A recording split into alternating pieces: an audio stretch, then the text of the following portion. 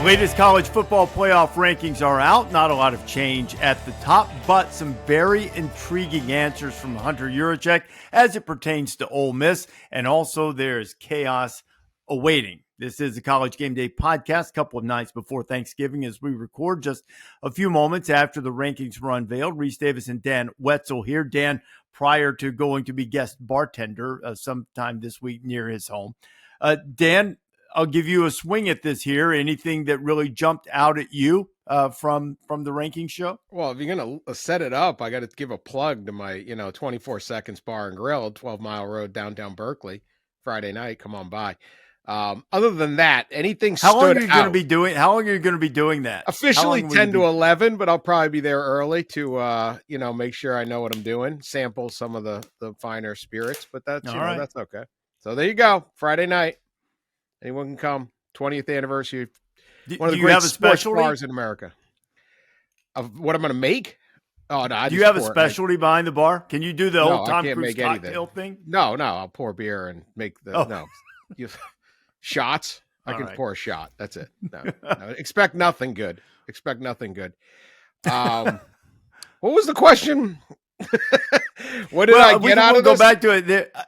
That's what. Yeah. What did you get out of it? I thought the most compelling thing that he said, once we dug down a little bit, was I wanted to ask the question about how they would evaluate Ole Miss in the event that Lane Kiffin left, and I really had hoped that we might have a Lane Kiffin free portion of the podcast, but that's not going to happen. No. And it was pretty compelling because it's in their bylaws that they can consider that and evaluate it. But he said since they wouldn't see Ole Miss without Kiffin, that it was unlikely to be a factor. I want to give him enough grace to have some wiggle room on that, but he certainly seemed to indicate that Ole Miss will be judged on its body of work after what happens against Mississippi State. So then I believe later in a call with a telecall with the media, he said it could be considered, even though they don't see it. And then we can relitigate the old Florida State thing because they had to show with a third string quarterback who wasn't that good. And that's what really got Florida State fans just crying. Like, it's bad enough. Like, things weren't bad enough for Florida State fans so far this year. They have to hear this. They're just minding their own business. All right, playoff goes on without me. We got to see all this again. I don't know. I don't think you should. I didn't think you should penalize. I don't think you should penalize Ole Miss if their coach bails. Players play. Let's go. I don't either. Totally unfair. I don't either. Tough break. That's how it's going to be. So I would think that would be a terrible thing to do. But hey, and they would really be. Well, we'll see what holds. But you'd have to move them past Oklahoma, who they beat. Like what are we doing, right? You have to drop them down. So. I did not think there was clarity there. There was the 6-7 joke, which, Yurachek had. I think, I kind of like we have a replacement committee chair because the last committee chair, had some issues. So we had to replace him. Now with this, I think Yurachek kind of brings this, what am I doing? What are these rankings every week? Why are there's sort of an appropriate level of this is absurd. But it is not absurd, Hunter. It is not. People are dying out here. They're getting ready to storm with pitchforks. Notre Dame and Miami, they've now been compared.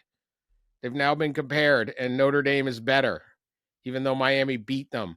That is a tough one for me. Eye test. You beat a bunch of bad teams. Notre Dame's great, but Miami beat them. There's that. There's also this bit. Just real quick, why play hard games? This committee is telling people it doesn't matter how many times you win, it's how many times you lose. And Texas isn't in the mix because they played Ohio State and lost, or else they'd be a two-loss team.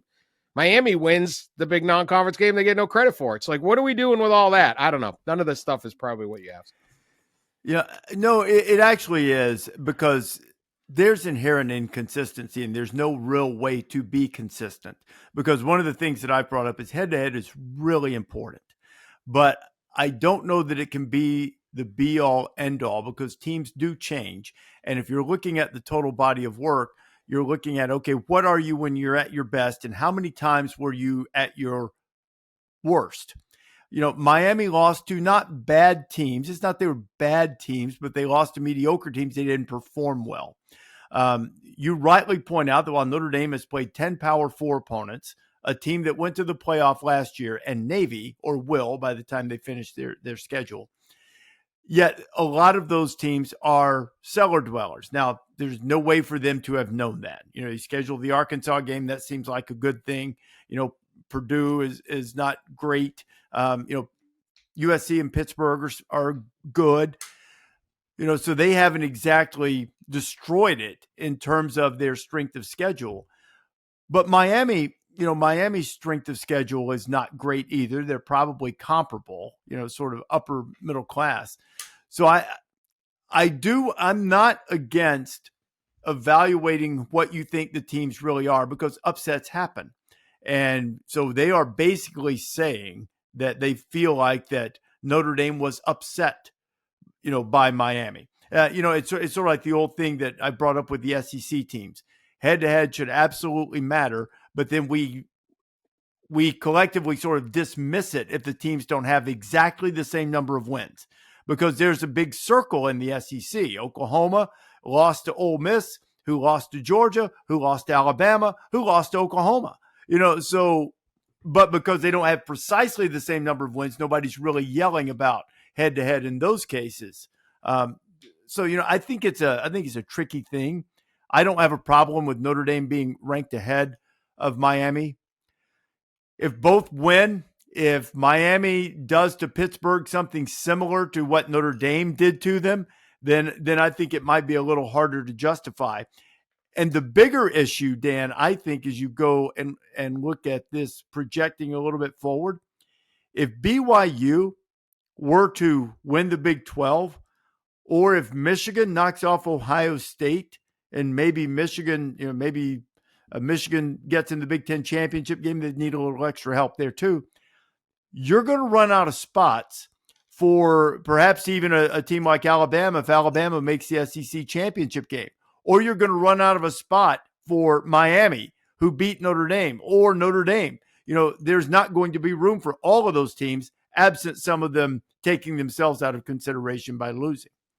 Yeah, absolutely. And I agree with you. Look, was Northern Illinois better than Notre Dame last year as a team across the year? Of course right. not. Right. So, but yeah. I think the absence of a great win by Notre Dame makes this thing a reasonable. I understand the frustration. I'm not good with That's very fair. I'm going to pound the table for this team. My basic thing is they hurt the credibility of this playoff every time they do these rankings. And the show is a lot of fun. You guys do a great job. It's great content for us. What else are we talking about on a Tuesday night? It works for me. It works for you. It works for a lot of people. It does not work for the credibility of this playoff. And what they are trying to do, I just saw the proposal is still out there to have a 24-team playoff, right? They're going to keep expanding this playoff and changing and altering the way this sport is competed for and the way people approach the season and how important each game is because of frustration over weekly rankings that are completely unnecessary, because there is no credibility and people don't have trust in the committee because every week they have to come out there and contradict themselves. We shouldn't have to know. This may all work out. And we spent 3 weeks yelling about whether Notre Dame and Miami and blah, blah, and what happens if Pitt beats Miami on Saturday. No one would have known. They should come out with one thing at the end, and they continue to undermine the credibility. If you run this playoff, if you own this playoff, you should not be doing weekly rankings. And what we're going to get is a dramatic alteration to the sport if they continue to expand because people don't like the committee. Because we got a thing right now, this weekend, there are 24 teams with a way into this playoff, 24 on the last week of the season. And they want to expand it because that isn't enough. Okay, that's your 24 team playoff. So I'm very worried about how everybody looks at this thing and there's jokes on the thing and it's funny, whatever. And all this stuff doesn't make sense. And people look and go, this committee's terrible. This playoff isn't big enough, all that. Now, to your point, total mayhem can happen this weekend. These spoiler possibilities are incredible. The Michigan, what do you do, right? Michigan goes 10-2 and they got a victory over Ohio State. Georgia Tech's fallen so far, and they've looked so bad. They were dying to drop them because of the BC game, and then they look so bad. Maybe they can't get in with a victory over Georgia. What is Vanderbilt? They beat Tennessee. I don't know what that's worth, but that gives them something. Tennessee then would probably drop out because they haven't beaten anybody. Can they get in? What different things can happen? You mentioned BYU. Can they win the Big 12 and be a spoiler? Would you have to drop Texas Tech out? The mesh and fight of these 10-2 teams, the potential of these 10-2 teams that is coming is going to be wild. They're really only 10 spots. You got to be in the top 10. And I don't know that anybody is really safe as long as you have 2 losses. Mm-hmm. Do you bring up a really good point. And look, I've done every one of these ranking shows. I enjoy doing them. We get to talk about sports, and more years than not, it has worked itself out. There's certainly been a few years here and there where there's been some pretty significant controversy. Do you think the controversy would really be lessened if they came out with a final ranking on Selection Day that Sunday, and the last team in the field was Notre Dame over Miami, who it had beaten? Now, we had this conversation before the show started tonight about head-to-head. This has happened before. 1993, Florida State won the national championship over a team they lost to late in the season in Notre Dame. Didn't get a chance to play the rematch. In, I think it was 2000, right? Miami beat Florida State, but Florida State played in the national championship game and lost to Oklahoma. So we've had it happen before when you just saw it at the end and it hurt the credibility. Do you think with this number of teams that the credibility would be enhanced and that people, by and large, of course, the fan of the school that was spurned would be mad, but if, just to use that as an example, Notre Dame got in over Miami despite losing the game, that people would accept that if they didn't have the weekly rankings to fall back on? So, yes, and I'll tell you why. But would it still be controversial? Absolutely. Would Miami be raising? Yes, absolutely. But for the most part, many of the fights, and you go through this, I've done the, look, you have to host this show, and that you guys do a great job. It's a great show. Everybody watches. It's fun. You bring the guy out. You deserve like a little badge. We'll give you an honor. I don't know, whatever you need. Combat pay for trying to talk to committee chairs for how many years has this been? This is you're like the Cal Ripken, right? You never 12, missed one. Yeah, 14, 12. Yeah, I haven't missed one yet. So it's 14 years, 14, 12 years. Year.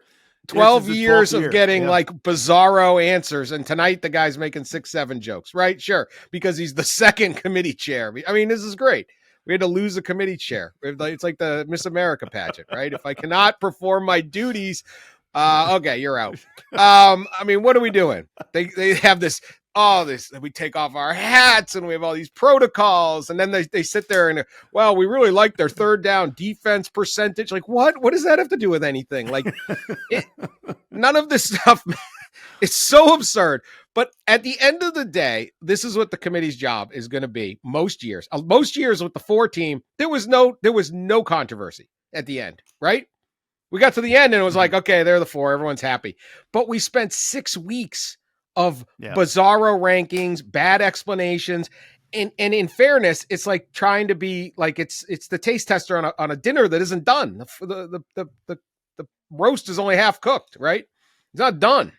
So these guys have to come out and do these impossible things. So it builds up. But yes, would there be controversy? Absolutely. But it would be one day and everyone would be on to the playoff instead of weeks of this stuff.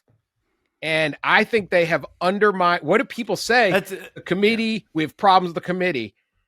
The committee does a great job. Somebody at the end has to make a call and say, look, we got 2 10-2 teams. They look exactly alike. We're going with these guys. There's no good way to do this. We got 134 teams. We only got 12 games. There's nothing to do unless you want to go to computer formula, which nobody wants to do. So committee does a great job, but that's all. But instead they get hammered for weeks and weeks and weeks and weeks, and they'll get hammered all this week.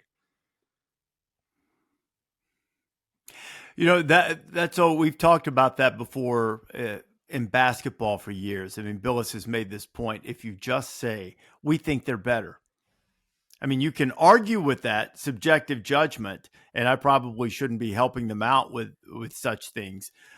But at the end of the day, that's really what it is. And that's pretty much what he said about Notre Dame and Miami. We think they're better. Yeah. We saw the game, we know, but we think they're better.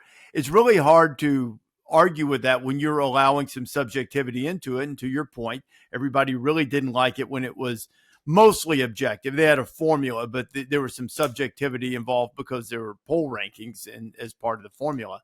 But it was mostly objective. Whatever the formula spit out was the answer, and people really didn't like that. And they wanted some football judgment applied to this, and they've got it. And now, if all of these teams finish with 2 losses, get ahead of this and say there's no definitive right answer. Everybody, whatever their perspective is, everyone's going to think that's the right answer, and anything that opposes that's going to be bias or idiocy or whatever, pejorative people would prefer. But there's no right answer to deciding which of these teams get in among those two loss teams. I mean, they're all the same. They've all proven that they can lose, to mediocre teams, or that they can't win enough big games. They've proven all of this. So you've got to choose somebody, and the committee probably just hopes that some of the work is done for them during rivalry week. And just to be clear, I don't care if everyone's yelling, and it's fun. It's totally fun. Except absolutely. Yeah. They are using it's content, right? It's content. It's a good time, right? We're arguing on here. We're arguing on people be going, Notre Dame fans will be screaming at me. Who cares? The next year, the head-to-head will be reversed. They'll be loving my argument. Whatever. I don't care. I don't care who's in this thing. It's fun. It's sports fun. But there are people who've said, well, we have to take the subjectivity out of it. Why? Because they watch 6 straight weeks of this thing and pull their hair out. And when you're talking about pulling the subjectivity out, you're talking about expanding a playoff that went from 4 to 24 in a matter of a couple years. And that is a completely different sport than what we used to have. 12 is a beautiful number for this sport. Like I said, 2014 is competing right now. You know what Miami's biggest problem is? Didn't win your league. If you don't win your league, you get thrown into this snake pit with the other snakes, and you got to come out on top. Good luck, because it is a mess.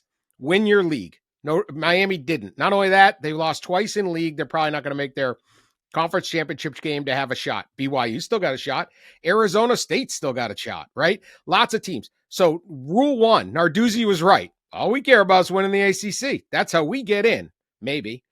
But you do that, you're in. So once Miami doesn't do the first thing, there isn't really that much complaining to do, because you can argue about Notre Dame doesn't have a conference. Fine, get it. But you have put yourself in that mess, and now you got to come out swinging. It's a battle royal. Sometimes some seasons you're going to win, some I don't know who's going to do it. I have no problem with Notre Dame getting in over Miami. I just know they played. But we are going to change the fundamental nature of this sport, in part because of this rankings have created so much distrust in the system.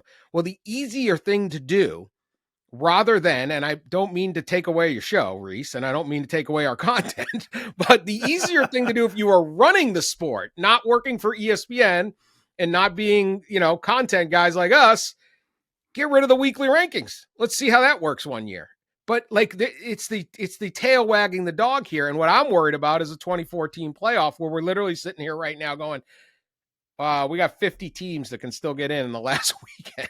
We're hoping Washington or Iowa gets a 6th place spot in the Big Ten and is still alive. And you go, come on, man, what are we doing? Boy, that is such a good point that you make about winning the conference, because that was such a big deal in the 14 playoff era when conference champions were left out, or when like the year that Ohio State won, or I should say did not win the Big Ten, but went to the playoff over Penn State because Penn State had the extra loss. And so people said they wanted to value conference championships. They wanted that to be a big deal. But it's a very fair point, because Miami, as good as I think Miami can be when it's at its best, and I think they are really good when they're at their best, they have no one but themselves to blame. They have no excuse for not winning the ACC. And the biggest problem with the ACC strength this year is that its most talented teams underperformed, meaning Miami to a lesser degree than the others, but Miami should have won the league. Maybe they still will, but it's unlikely that they'll get to the championship game. Clemson grossly underperformed. Florida State, after beating Alabama, significantly underperformed for the rest of the year. And those are probably the three most talented teams in the league. Miami certainly is the most talented team in the league, and Clemson, from pure prospects, would be right there with them. Well, those teams underperformed. It hurts your league. And if you are the best team, you need to win that league. And Miami didn't. And now they're in harm's way. And we'll find out if they're able to find a path of escape and get into the playoff. And if they do, I think they're really dangerous. When they're at their best, they're as good as anybody in the country. The problem is they had 2 times in 3 weeks when they weren't at their best, and they've had a few other games where they haven't been razor sharp all the way through too. They've been a little bit erratic. That said, and I know it's unlikely to fall this way because of the ACC championship, how great would it be to have Miami go to Eugene and play Oregon? Mario Cristobal returning there. Oh my goodness. Yeah. Oh, the matchups are fun. You know, the deck's going to get shuffled, but they're going to be great matchups. Yeah. As well. This 12-team playoff is just the right amount of drama. It's just the right amount of games. We need to condense the schedule. Do not fall for this bad idea. They constantly in college athletics make a bad decision and then compound it with another bad decision and a bad decision. I think I've used this. It's like when you're playing golf and you have a fix to your fix to your fix to your fix, right? You start slide, move up on the ball. Then you're doing this. Then you do that. Is all that is like the big, and of course the Big Ten's coming up with this thing, right? Well, we added Rutgers and Maryland because it would get us basic cable homes, and it's 11 years later, and that's not working anymore. Well, we got to add USC and Oregon, all these other teams. Well, now you got too many teams in your league, and nobody's playing each other, and your ratings aren't as good. And well, now we need a private equity. Well, now we need a 24-team playoff because we have an 18-team conference. Well, whose idea was the 18-team conference? They just go with bad idea after bad idea. There's a fix to this. And it's pretty easy. It's easy to stop something that doesn't matter. So that would be my first thing. But if you don't win your conference, tough break. Look at, you know why Michigan still has a shot? Because they ain't lost in their conference. They can still win, and maybe they can play their way into that argument, but maybe they don't have enough too. We don't know. But they also have a shot, perhaps, to get to the Big Ten championship game. I don't know. There's a scenario where Michigan and Ohio State play 2 weeks in a row. Can you imagine that one? Like Michigan wins. Well, there's a tiebreaker where there's a rematch in Indianapolis. It's like that would participate. That would require, I don't know how to say the word, require Michigan to have beaten Ohio State for a 5th straight year. And then Ryan Day is like, hey, you get to do it again. And you're like, oh gosh, get these guys out of here. But anyway, that's the fun part. Win your league or shut up. That's basically it. Win your league or you are stuck in this, in a battle royal, and anything can happen. That was one of the things, Dan, that I feared the most. And while I understand not, rewarding, a team from a weaker division, and it's probably better for the competitive balance over the course of the league to have the top 2 teams in the league get this big. But man, what a shame that Michigan, Ohio State regular season, last game of the regular season would ever be an undercard. It's going to happen. Some year. It may happen this year, as you pointed out. It'll happen some year. And when it does, we won't know this year. But there were years where you knew. And there are years you'll know. Yeah. Right. They're both 11-0, and and you're like, that's step.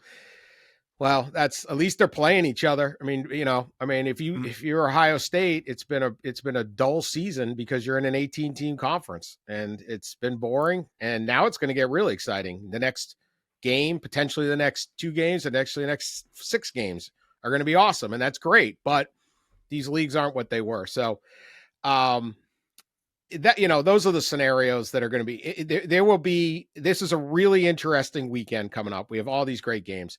Almost everyone who's a favorite, all the home teams are underdogs, and rivalry game home dogs just is. And what do you say? It's going to be a house of horrors at Auburn, right? The haunted house. And it's going to be snowing or gray. Like, I don't think the sun has ever appeared on the Michigan-Ohio State game. Like, it's got to be about 28 degrees and snowing, or like one time a little bit of sunlight snuck through for 1 second in Columbus. No, the weather, it's everything is there for this weekend to be absolute chaos. It's going to be fantastic. Do not expand this playoff and water this down, please. It is no coincidence that a number of these teams, including Ohio State. Now, Ohio State's a great team, so I don't want the Buckeye fans to get upset. But it's no coincidence that the teams that have made it through and are likely to play in the championship game, many of them have played the easiest conference schedule.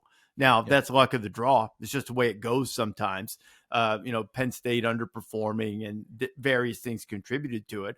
But Texas A&M, if it beats Texas, that's by far A&M's most difficult game, up to this point. And in fact, it's so much so that A&M's gone 11-0, and if they wind up in a three-way tie, they're going to lose because of who they've played in the league. And that's kind of hard to comprehend. And, Indiana's probably, a little bit stronger, but, Ohio State's played the easier schedule among those teams. And that's what's happening in a lot of the leagues. It happened in the ACC last year for sure. And, you might even argue it's happened a little bit this year, but the ACC, as I mentioned earlier, the bigger problem is the more talented teams didn't play as well as they could. What do you think happens? What's your sense of what happens in the Egg Bowl? I don't mean necessarily prediction. I mean, in terms of, you're seeing some tweets and a tweet gets pulled down. We're behind coach. We're not. There are rumblings that some of the players are a little frustrated. Other players are like, let's just take care of this season. Lane saying players are different now. What's your sense of what happens in terms of the dynamic in the Egg Bowl for Ole Miss trying to go in and all but secure a playoff spot against Mississippi State? I think they'll just play. I don't think that the players will be overly concerned about what Lane Kiffin's doing after the season or after the game. They're in this game together, and those guys, it's such a fleeting thing. You have one chance to do this, win this game. You're going to the playoff. You're beating your arch rival. You want to win. Whatever. I just don't think that the guys are going to be standing around and going, well, that's it. I quit. I'm not sure what coach is up to. I think it's a mentally tough group. Most of these teams that are this good have some kind of brotherhood connection. I think Ole Miss will be fine. And I think Lane Kiffin will be perfectly prepared. I think that if they lose, the perception and the fan angst and all of that will run down on Lane Kiffin. But they've got enough to deal with all those cowbells clanking and a Mississippi State team that, isn't a pushover, but they should beat.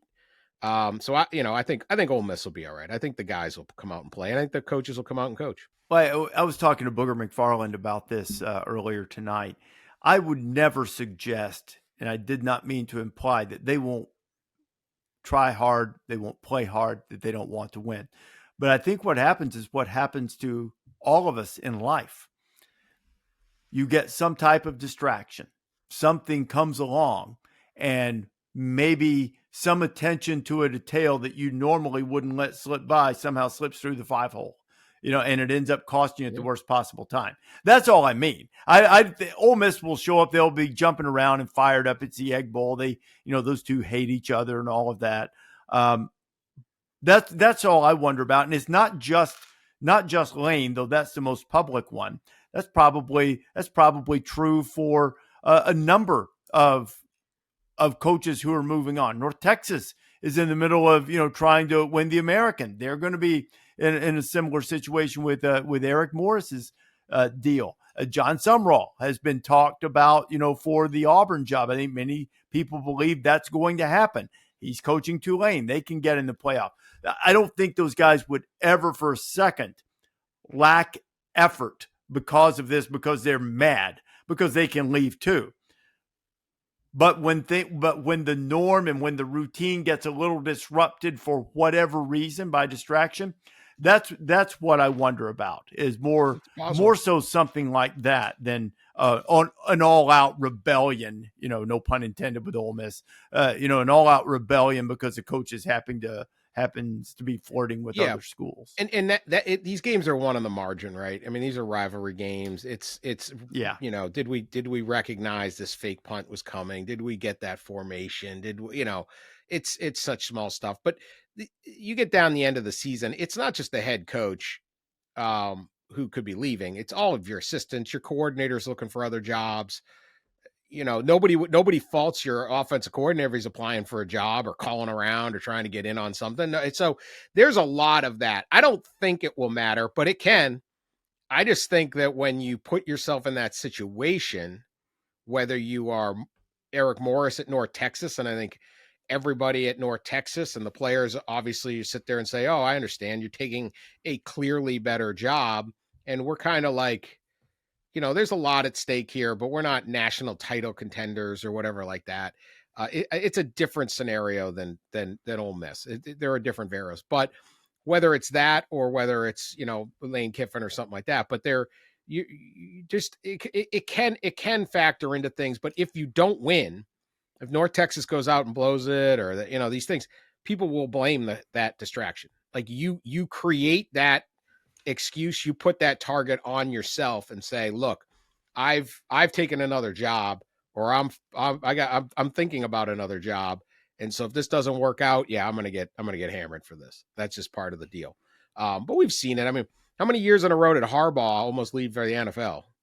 And they kept going, they kept winning All of them. every Yeah, year, all of right? them. Yeah. Every single year. It's like, Yeah. so, or he's suspended. I mean, look at that Michigan team, right? He was suspended twice in one season and then was leaving for the NFL. 15-0. So sometimes it matters. Sometimes it doesn't. Who knows? Who's got it better than us? Nobody. I think another thing that comes to bear, especially for the teams who are supposed to win this weekend, is if all of a sudden, if things aren't going well, and then this has nothing to do with coaches leaving or anything else, that what's about to happen. I've got to make a play. I've got to make a play right now. And then the harder you try, the worse it gets, kind of thing. Yep. That's what you see a lot on rivalry week for teams that have high stakes in this game. Do you think Michigan has the goods to keep this close?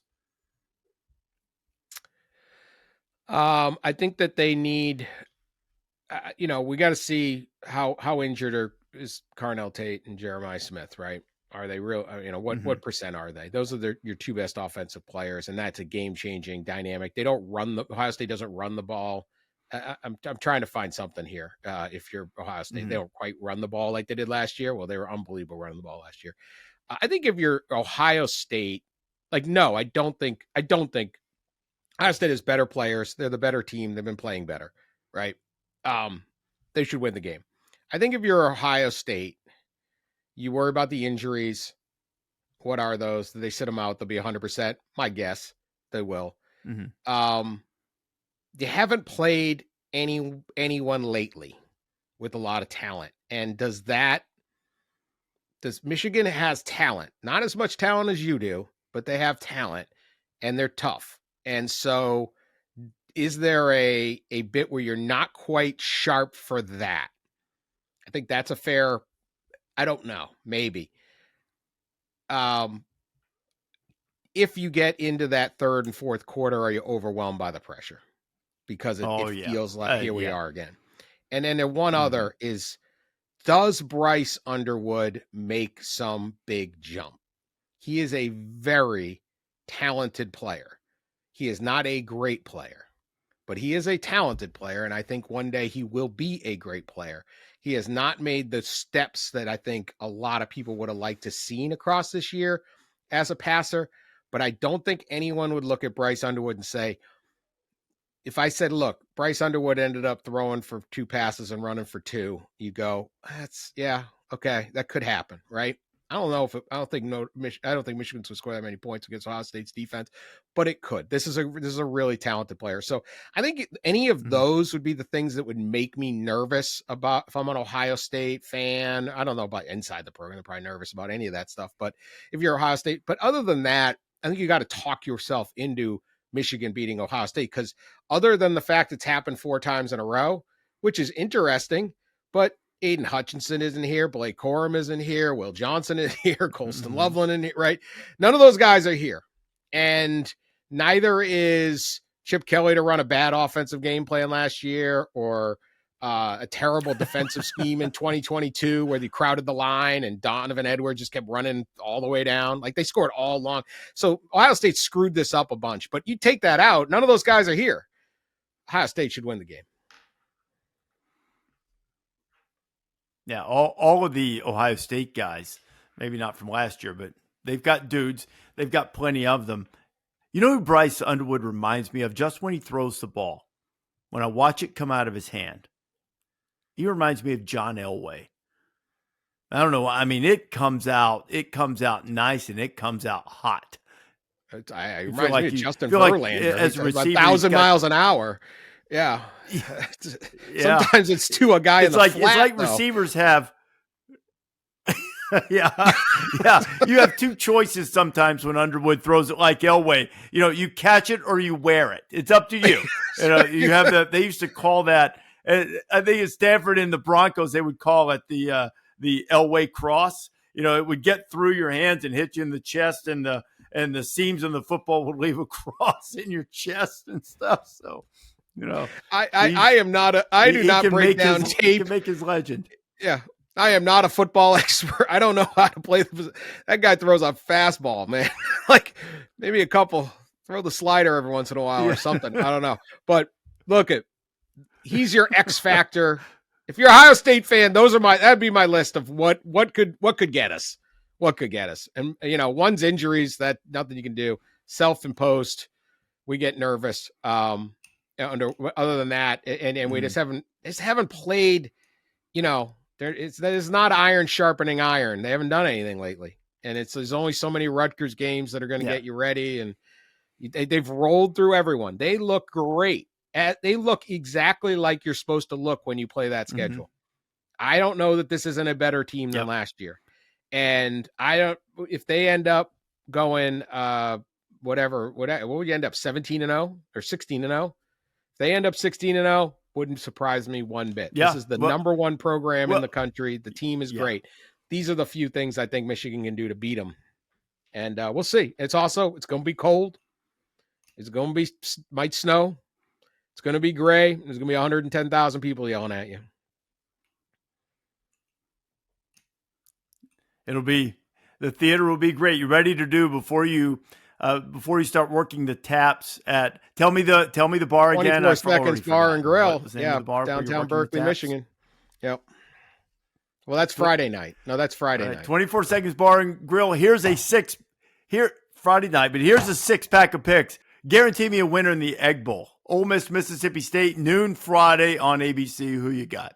Well, I'll take Ole Miss. I mean, there's a better team. Mississippi State has had the big night against Arizona State, but other than that, haven't really done a whole lot. Ole Miss really talented. So barring a player mutiny or the fact that Lane forgot to install the game plan because he was house hunting, he's on Zillow.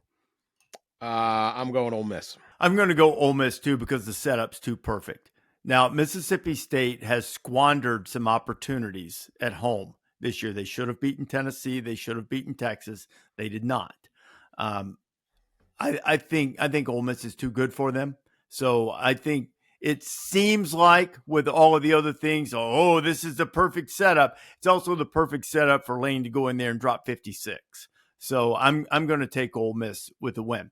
Georgia Tech had a devastating loss, probably going to keep the Yellow Jackets from going to the ACC championship game, losing against Pitt. That one probably didn't hurt the heart as much as the 8 overtime loss against Georgia last year, a game that they completely squandered. They'll have a chance to sort of stick it to the Dogs resume Friday afternoon. I think Georgia's playing great. Who you got there? So this spread has got to be about 2 touchdowns, right? I don't know what the spread. We're not picking the spread, but you got to take Georgia. I mean, obviously, Georgia Tech's just not been good lately. The NC State game, the Boston College game, and then the loss last week. So I think it's going to be a good game, though. I think that Georgia Tech will be fired up. Good old fashioned clean hate. What is it called? How do you say it? Is that it? Clean old fashioned hate. Clean old fashioned hate. Yeah, yeah. Haynes King would make me nervous if I'm a Georgia fan, and Georgia Tech still has something to play for here. But it's in the Dome in Mercedes-Benz Stadium. Be a lot of Georgia fans there, I'm sure. I'll take Georgia to win the game, but it's a pretty good one. I think based on what happened to Georgia Tech against Pittsburgh and then the way they played against Boston College, it would be real easy to say lay them and laugh. But this feels like sort of a last stand and a bit of a face-saving type of game for Tech. They're not going to push Georgia to the brink the way they did last year. But I do think that Tech will hang in there. They'll fight to the bitter end. Probably be close enough if you like to play games of chance, and you were right on it. Number I'm looking at is 13.5. But I'll take the Dogs to win that one as well. So we're still in lockstep. Then the third game of that triple header on Friday, which is just fantastic theater all day, is Texas A&M and Texas. Now, as good as the Aggies have been, what they haven't been able to do is beat Texas. You know, they lost the last game of the Big 12. They lost last year. They were coming down the stretch. A&M feels like the side, but how do you feel about it? So just a little bit on what you said about this slate, okay? Friday noon, Egg Bowl. 3:30 is Georgia Tech. I think there's also Nebraska, Iowa around that time. They may be a little bit early, somewhere in that window. And then Texas A&M, Texas on Friday night. And then you go Ohio State, Michigan, Oregon, Washington, and Iron Bowl on Saturday. Like, come on. And then if you fancy the NFL, which most people will, that slate is incredible. Like Thursday, Friday, Saturday, and then a full NFL slate on Sunday. Like that's 4 days of football, just perfection we got going on here. This is going to be fantastic. Texas, I have not liked them all year. I haven't trusted them all year. They've given me many reasons not to like them and not to trust them. But I think they can win this game. Texas A&M, I think, is better. I like everything they have done with this season, but they haven't had a lot of tough games. They have avoided all of the top 8 teams so far in the SEC. Needed a heroic comeback to come back against South Carolina. I just don't know quite what they're going to do when they have to go. One thing you say about Texas, they're battle tested. They're at home. It's going to be the big rivalry game. It's the whole apologies, big brother kind of thing where they're gonna just be arrogant, the whole thing. I'm gonna take Texas to win this game with all due respect to what Mike Elko and the Aggies and Marcel Reed have done. So I'll take Texas. Texas, to me, it's not so much the 3 losses. It's that they really haven't looked like a playoff team really all season. Now, one might argue that they fought what is turning out to be the best team in the country up to this point. Ohio State only lost by a touchdown, had the ball late. And Texas, Texas looked pretty good against a bad Arkansas team last week. And, they looked good for most of the Vanderbilt game. But I don't know that I've looked at them and seen a playoff team. I'll bet you get playoff version of Texas or close to it on Friday night in Austin. A&M hasn't won. Now, they've only played twice since the last A&M win, but they haven't tasted victory against the despised Longhorns since 2010. 2010, 15 years. Drought ends. I think the Aggies get them or gig them, so to speak. Gig 'em, yeah. So I'm going to pick Texas A&M to remain perfect and go to the SEC championship game for the first time, have an opportunity to win it and stay in the fight for as one of the favorites for their first national championship since 1939. We've talked about this game a lot. Ohio State and Michigan, 4 in a row. I went back and did a little digging, Dan, as it turns out, for all of the upsets and all of the wins that Michigan has had against Ohio State, our great researcher Marissa Dowling and I believe that the only time Michigan has beaten a number 1 Ohio State team, the situations were pretty similar to this. Michigan came in, decided underdog. Ohio State was a reigning national champion. They were on a big winning streak. And Bo Schembechler in his first year, 1969, a year after Woody Hayes had put 50 on the Wolverines, Michigan knocked them off. Well, they've got a chance to beat number 1 Ohio State again. But I sense you think Scarlet and Gray is going to break the hex. I do. I'd like to see who's playing. But presuming that these guys play, I'm going to take Ohio State. I laid out why I think Michigan could win, but I will take Ohio State in this game. I think we discussed it, but 5 in a row is a lot. This is a really good team. And Michigan, they finally got their offense going a little bit against Maryland, but it's just been offensively challenged. And, they're going to need another 13-10 kind of game like they had last year. Ohio State's going to win the game, but boy, if this thing's tied going in the 4th, oh boy. Oh boy is right. Buckeyes haven't lost 5 straight against Michigan since the 1920s.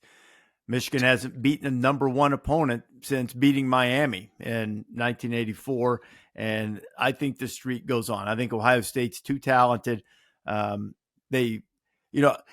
I really and truly believe this, Dan. Last year was the only year that Ohio State should be bitterly, well, you're always disappointed to lose a rivalry, but that should be the only one you look at and say we should not have lost that game. The other 3, I think Michigan was a better team. Maybe not the more talented team, but the better team all 3 years. Last year they weren't. I think Ohio State sets it straight. I think the Buckeyes win, and I don't think it's a blowout, but I think they win decisively, probably right around the number. You mentioned the great day also on Saturday, Oregon and Washington. Unless you really follow this closely, a lot of fans, Big Ten, SEC fans, especially since Oregon and Washington are relatively new additions, do not realize the unadulterated contempt that these two have for one another. This is a bitter game, and Washington would love nothing more than to wreck everything for the Ducks. It's in Seattle, very tough place to play. Been very good there under Jedd Fisch, even last year in his first year. What do you think? Yeah, this rivalry confuses most Big Ten fans. It's like, what do they meet at, like a craft brewery, and and argue and things like that.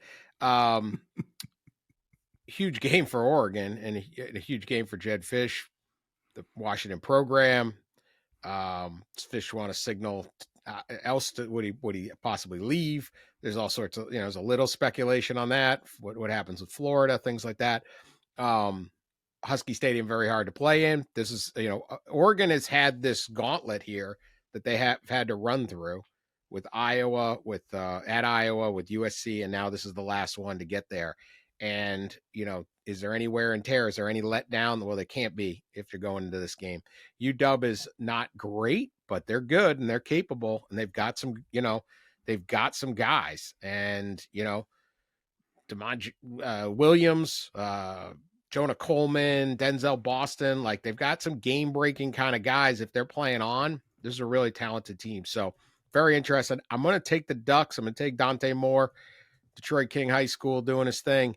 But this is a trap. This is a trap for the Ducks. They got to be ready for it. But I think they're built for it.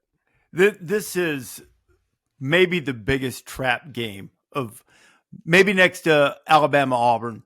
This is the biggest trap game because Washington's better than Auburn.